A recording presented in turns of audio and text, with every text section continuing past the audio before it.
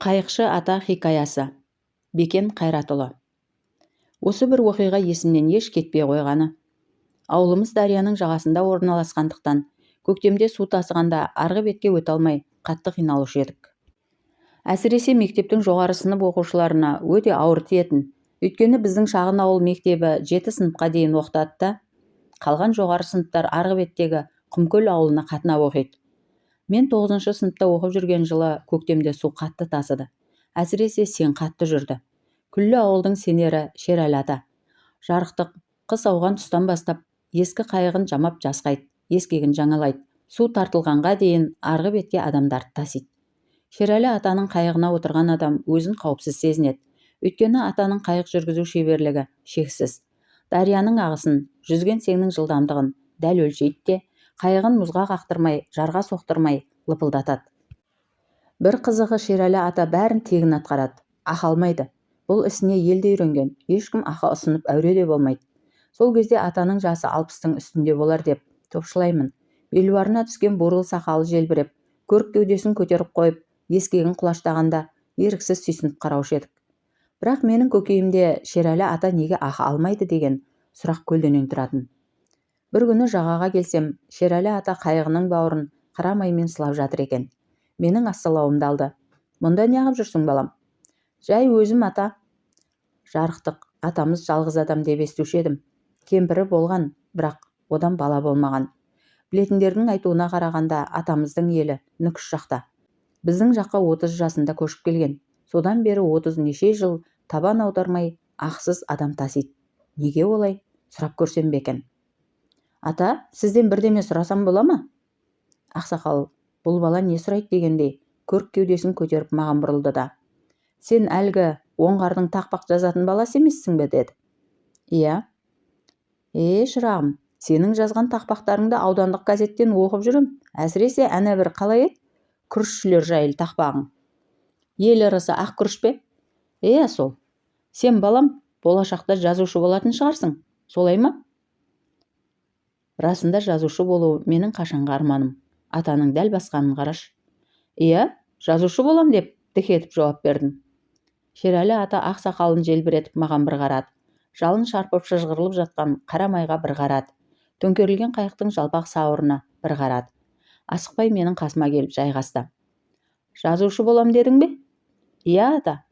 Балам, онда мен саған ақсыз адам таситын құпиямды айтайын. Менің де білмегім осы еді. Қос құлағымды тігіп, қарттың қарсы алдына отыра қалдым. Ол бір алмағайып заман еді деп бастады әңгімесін Шерәлі ата. Ақ патша тақтан тайып, ел бүлініп, атыс шабыс, тонау талау басталды. Біздің елді Қожаназар деген адам бастап құмға өтіп кеттік. Құмға барған соң түйеден басқа мал жерсінбей, сор суды ішіп, іші кеуіп қырылып қалды. Содан амал жоқ, ауылдың азаматтары жол торып, қарақшылық жасайтын болдық. Орыстан үркіп оңтүстікке қашқан жұрт құмның шетіндегі сорқұдыққа соқпай кетпейді. Бізде сол құдық маңын торуылдаймыз. Басшымыз Қожаназар қарақшы. Содан үкімет біліп қалып, соңымызға түсті. Құмға сіңіп ұстатпай кеттік. Кешікпей баяғы қарақшылық жолға қайта түстік. Ізімізді жасыру үшін Қожаназар қарақшының үкімі бойынша тонаған адамдарымызды өлтіріп тастайтын әдет таптық. Егер өлтірмесек, басшымыз бізді өлтіреді. Бірде маған таң бозымен маңайды шолып шығу жүктелді. Астымда түрікпендерден олжалаған теке жаумет. Ағызып келе жатып, оң бүйірден қараңдаған затты көзім шалды. Бесатарды оқтап алдым да тұра ұмтылдым. Жалғыз салтатты адам екен, қашпады. Қайта атының басын бұрып, маған қарай өзі жүрді. Келді. Сен құралпы жап-жас жігіт. Астындағы аты жүдеу, бірақ ер тұрманы келіскен. Мұсылман баласы екен. Тілге келмей ер тұрманын сыпырып алдым. Қолында қамшыдан басқа қаруы жоқ жас бала қарсы келе алмады. Дереу мылтығымды кезедім. Жас бала, ағатай, мені өлтіріп қайтесіз? Біреудің жалғыз ұлы едім. Әкемді ақтаратып кетті. Малымызды қызылдар тонап алды. Қара басымды аман сақтау үшін Өзбекке өтіп барам деп заржылады. Жүрек әбден қарайған. Әрі Қожаназардың әмірі қатты. Ен далада жас жігітті атып жібердім. Өліп бара жатып маған аспанды нұсқап, о дүниеде алдыңнан шығам деп айтқан сөзімен өкінішті жанары өңменімнен өтті. Осы оқиғадан кейін өзіме өзім келе алмадым. Жас жігіттің жалынышты жанары көз алдымнан бір сәт кетпей қойды. Ақыры бәрін тастап, басым ауған жаққа тартып отырдым. Сондағы тоқтаған жерім осы ауыл. 2 рет үйлендім, бала болмады. Бұл жағдай бұрынғы күнәмнің кесірі екенін анық білдім. Және ақыретте ана жігітпен сөзсіз жолығарым аян. Ең қиыны, өлген адамнан кешірім сұрай алмаймын. Сондықтан бұл дүниеде Алла үшін қайырлы іс жасап, көп сауап жинап, жаратушы алдына қоржыным толып барсам ғана үміт бар. Сол себепті мен өмірімнің соңына дейін адамдарға тегін қызмет көрсетуге өзімді қидым. Бұдан басқа сауап жоқ. Алла мына дарияны тасытып, маған сауап жинауға зор көмек жасауда. Сол үшін оған 1000 шүкір айтамын. Шерәлі қария осыны айтып үнсіз қалды. Қарасам, жылап отыр екен. Аяп кеттім. Ата, ана жас жігіт ше, сіз өлтірген. Одан кешірім сұрайсыз ба? Әрине сұраймын. Кешірім бермесе ше? Онда мына жинап жүрген сауабымды соған беріп, күнәмді жеңілдетуге үміт қылам. Расын айтсам, осы әңгімені кезінде толық түсіне алмаған сияқтымын. Бірақ ұзақ жыл көкейімде жаңғырып жүрді де қойды. Тағы бір көз алдымда қалып қойған оқиға. Шерәлі қария айтарын айтып болған соң дәретін алып, ұзақ намаз оқыды. Қазір ойлап отырсам, күнәсіне тәуба еткен құлшылығы сияқты. Қасқыр соққан келін. Бекен Қайратұлы. Анамыздың жаңадан келін боп түскен кез екен. Мезгіл қара күз. Баяғы айдалада 2 үй қойшы. Әке көрші ауылға асау үйретуге кетіп, сол күні қойды атамыз жаяды. Түс кезінде анам төбе басына шығып, отарға көз салса, атам құрыққа бөрікті іліп бұлғап тұр екен. Шақырғанын түсініп, тұра жүгіріп кете береді. Дауыс жетер жерге таянғанда мылтық күрек деген сөзді естіп, қайтадан үйге қарай зымырайды. Таяп қалғанда үй сыртында не болдылап тұрған енесіне мылтық күрек деп дауыстайды. Қойға қасқыр шапқан шығар деп топшылаған әжеміз оқшантайды келіннің беліне байлап, мылтық пен күректі қолына ұстатады. Сөйтіп анамыз ебіл-дебілі шығып, атам тұрған жерге де жетеді ғой. Күрек қолына тиісімен атамыз дереу бір інді қазуға кіріседі. Келініне тез атқа мін қалқам деп бұйырады. Анам атқа мініп алып қарап тұрыпты. Енді біраз қазған соң атамыз аттың құйрығына шылбырды мықтап байлап, екінші ұшын іннің аузындағы белгісіз аңның сирағына күрмеп іліп, қалқам, атты тебініп алға жүр, тоқта дегенде тоқтайсың, бірақ бұрылып қарама дейді. Атасының айтқанын бұлжытпай орындайтын жас келін артына қайырылып қарамай, атты қамшылап жүре береді. Артқы жақтан гүрс еткен мылтықтың үні естіледі. Анам айтады, аттың бір ауыр нәрсені сүйретіп келе жатқанын сездім, бірақ атам қарама деген соң қарамадым. Бір кезде ғана атамыз ал енді қарай ғой дегені, жалт қарасам, азу түсі ақсиған нән көкжал қасқыр сұлап жатыр. Өмірімде қасқырды жақын жерден тұңғыш көруім. Зәрем ұшып кетті. Аттың қай жағынан секіріп түскенім есімде жоқ. Үйге қарай қаштым. Әлден уақытта далаға шықсам, атам қасқырдың терісін сыпырып жайып қойыпты. Бұрынғыдай қорқынышты емес. Несін айтасың, осы оқиғадан кейін менің атағым дүркіреді. Атам жарықтық, бөрінің жайын сұрағандарға келінім соққан қасқыр деп мақтанады кеп. Келін соққан қасқырды көреміз деп талай кісі жер түбінен келіп кетіп жатты. Мені жұрт қасқыр соққан келін атай бастады. Содан ыңғайсызданып, атама қасқырды сіз аттыңыз емес пе десем, қалқамай, сенің жақсы атың шыға берсін. Бұл саған Тәңірдің өзі бұйыртқан атақ олжа шырағым. Егер сен мылтық әкеп бермесең, қорықпай қасымда тұрмасаң, мен сол қасқырды атып алар едім деп, күллі жұрттың алдында жалғыз келінінің абыройын асырады екен. Ақыры сол қасқырдың терісін аудан басшылары арнайы сұратқанда атам, бізге атағы да жетеді, алсын деп сөзге келместен беріп жіберіпті. Корейлер қалай көгерді? Екінші дүниежүзілік соғыстан кейін Корея елінің экономикасы адам көргісіз құлдырады. Тіпті әлемдегі ең кедей мемлекеттің қатарына қосылды. 1962 жылғы даму көрсеткіші бойынша Оңтүстік Корея Азия елдерінің ішінде соңынан санағанда Индиядан кейін екінші орында тұрды.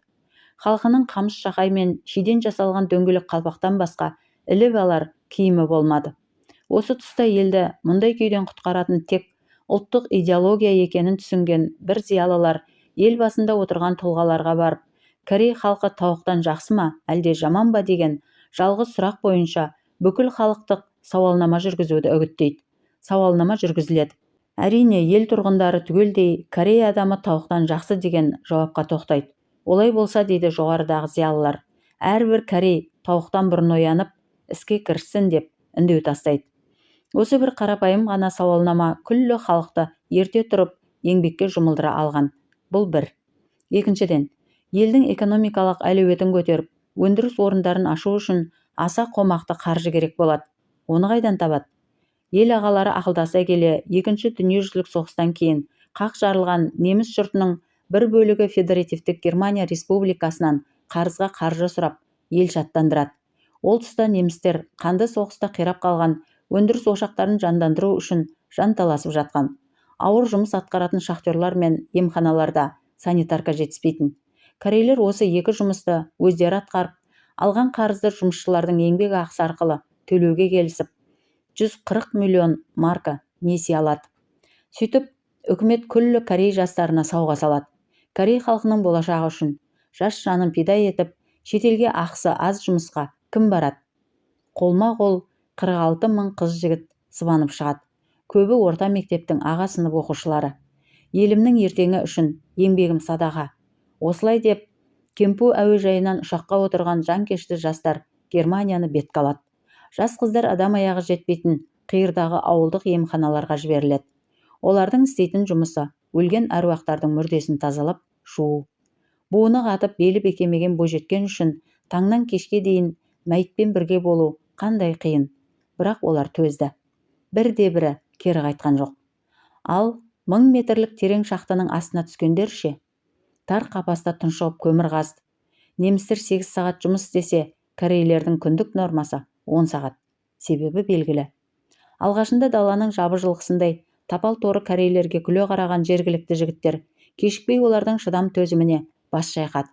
Елдің баспасөз құралдары корейлік бозбалалардың отаншыл ұлы қуатын жағы талмай жалындатып айтатын болды. Сөйтіп, 1963 жыл туғанда Федеративтік Германия басшысының шақыртуымен оңтүстік Корей президенті Пак Жон Хе елдің астанасы Бонға келді. Корейлерге деген керемет құрметі оянған батыс германиялықтар оны ерекше құрметпен қарсы алды. Ертеңінде Корей елінің басшысы Германия канцлері Люккемен бірге елінің ертеңі үшін құрбандық тоқтысына айналған жастармен жүздесуге барады. Корей басшысын жерлестерімен жүздестіру үшін 500 орындық зал дайындалады. Залға кіріп келген Пак Жон Хе қарсы алдында қара қожалақ күйелеш куртка киген жұмысшы жастарды көреді. Барлығының бет-әлпеті қара қойдың үйтілген басындай күрең қошқыл. Бауырластарының жүзін көрген президент еңіреп қоя береді. Тіпті өз елінің әнұраны шырқалған кезде де көз жасын тия алмайды. Сондағы жылап тұрып айтқаны: "Уа менің қырандарым, сендер Корей халқының жарқын болашағы үшін 1000 метрдегі жан баласы шыдамайтын тар қапаста еңбек етіп жатырсыңдар. Уа бойжеткен арулар, сендер артта қалған аш-жалаңаш бауырларыңды тамаққа тойдырып, киімге кенелту үшін жат жерде өлген адамның мәйітін жуып жүрсіңдер. Сендердің осы бір жанкешті істеріңді Корей халқы мәңгі ұмытпайды." Президентінің еңіреген түрін көрген жанкешті жастар да жылап тұрып, "Біз ешқашан алған беттен қайтпаймыз" деген екен. Қызық болғанда мұндай оқиғаны көзі көріп, тірідей куә болған Германия канцлері Люккидің өзі шыдай алмай, көзінен моншақ-моншақ жас үзіліпті. Өйткені Корей президенті қонақ үйде де, көлік ішінде отырып та, ресми кездесу кезінде де тек жылаумен болған екен. Оған дүркін-дүркін қалтасынан бет орамалын алып ұсынған Люкке ақыры: "Жыламаңыз, неміс халқы сіздерге көмектесуге әзір. Не қажет, айтыңыз" дейді. Ресми кездесудің 3-ші күні жоғары палата депутаттарының алдында сөз сөйлеген Пак: "Сіздерден өтінерім, бізге сеніп несие беріңіздер. Біз де сендер сияқты көркейейік. Корей халқы уәдесін орындайды, қарызды қайтарамыз" дейді. Нәтижесінде аса көп мөлшерде көмек алады. Осы қаржының арқасында 1965 жылдан бастап Оңтүстік Корей Республикасы әлем нарығына тауар экспорттауға қол жеткізді. Қазіргі хал ахуалын өздеріңіз көріп отырсыздар. Тектілік феномені. Қазақ танымында аса құдіретті, өте қадірлі тектілік деген ұғым бар. Мысалы, атақты жырау Ақтанберді: "Елден елді аралап, тектіден текті саралап, бегілердің қызын айттырсам, нұсқасын байқап шамалап, сынға толса сиығы, әлбеті шамның шырағы, мұхиттан сүзіп шығарған қымбатты гауһар бағасы" деп тектіліктің қасиеті туралы толғаса. Сыпыра жырау: "Бай баласы байға ұқсар, байлаулы тұрған тайға ұқсар, би баласы биге ұқсар, алты қанат үйге ұқсар, хан баласы ханға ұқсар, биік-биік шыңға ұқсар, құл баласы құлға ұқсар, мал таптаған гүлге ұқсар деп тектіліктің не екенін түйіндепті. Әрине жыраулар білмей айтпайды, өйткені тектілік дегеніміз адам бойындағы асыл қасиеттер, парасаттылық үлгісі ретінде ұрпақтан ұрпаққа үзілмей берілетін сабақтастық. Егер бұл дәстүр үзілген бұзылған жағдайда, сол этнос құриды.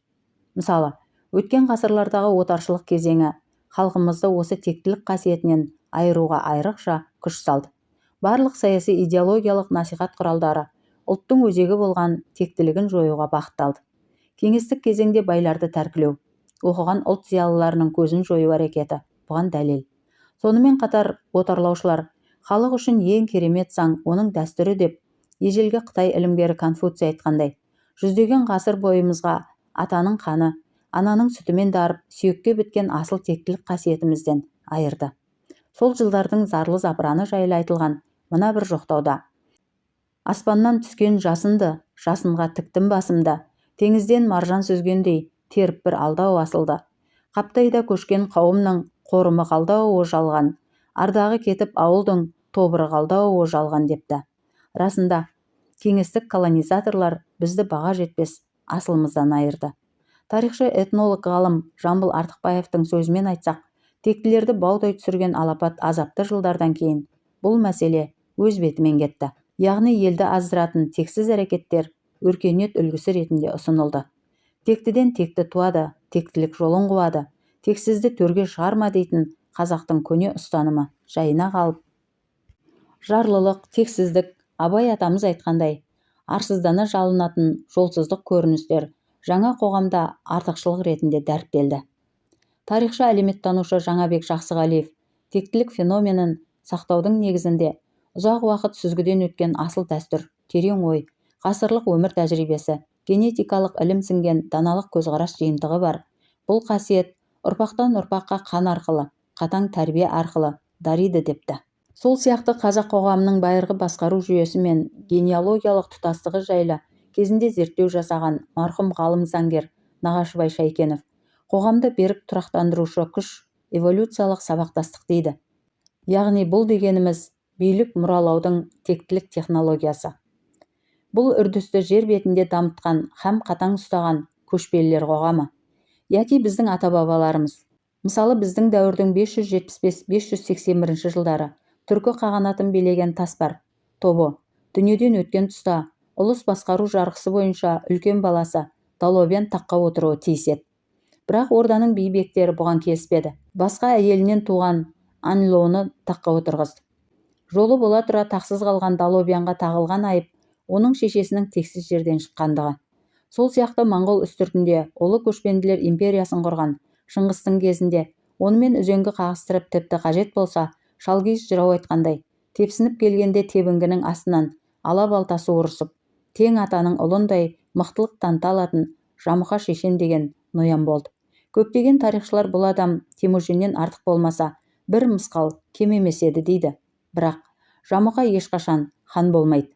Себебі Темужиннің түп атасы Боданшардан Қабыш батыр туады. Қабыштан Менен, одан Қаши Күлік, одан Қайду, одан Байшоңқыр, одан Тұмбынай шешен. Осы Тұмбынайдан Қағанның ұлы атасы Қабылхан, Қабылдан Бартан батыр туады. Бартан батыр Есукей баһадүрдің әкесі. Осы Есукейден Темужин.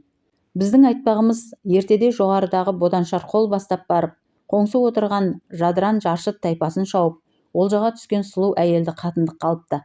Сөйтсе бұл бейбақтың аяғы ауыр екен. Одан ер бала туады. Боржығандар тайпа атауы баланың атын Туғадай деп қойып, оны туған ұлдарындай сіңіріп кетеді. Жоғарыдағы атақты Жамұқа осы Туғадайдың 7-ші ұрпағы. Қысқасы, қанша батыр болса да түп атасы тегі күмәнді жат болғандықтан оған қағандық орын мәңгілікке бұйырмады. Сөзімізді түйіндеп айтсақ, адам баласы тектілігін сақтаудың арқасында өзінің ұлттық қасиетін және ұлыс бірлігін жоғалтпаған. Өйткені тектілік феномені ұлттың бойындағы қорғаныс қабілеті. Қазақтың адамтану ілімі. Әрбір халықтың табиғи жаратылысында өзін басқалардан ерекшелеп тұратын кемел қасиеті болады. Айталық ағартушы Ыбырай Алтынсарин 1879 жылы Орынборда жарық көрген «Қазақ хрестоматиясы» атты еңбегінде: «Қазақ жаратылысы өте таза халық. Оның сана сезімі мен сұңғылалығы біреу салып берген тар шеңберге симайды» десе.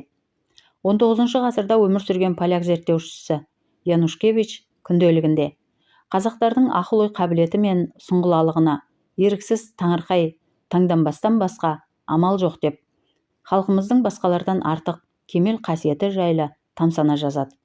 Демек, халықтың басқа жұрттан ерекшелігі оның сұңғылалығы екен.